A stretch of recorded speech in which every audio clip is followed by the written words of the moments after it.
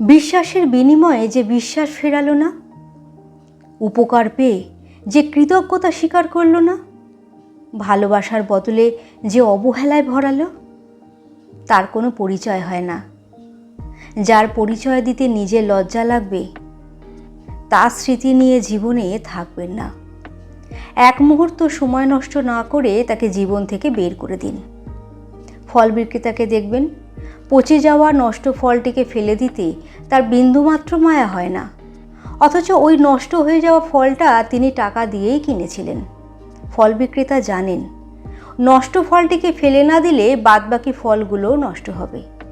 তখন তার মাথায় থাকে না কত বেশি দাম দিয়ে কিনেছিলেন। মানুষের জীবনেও না পচা ফলের মতো কিছু মানুষ আছে, তাদেরকে ঘাড় ধাক্কা দিয়ে বের করে দিতে হয়।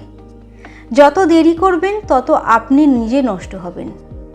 নিজেকে বাঁচাতে হলে মাঝে মধ্যে নিজের হৃদয়কেও কষ্ট দিতে হয়।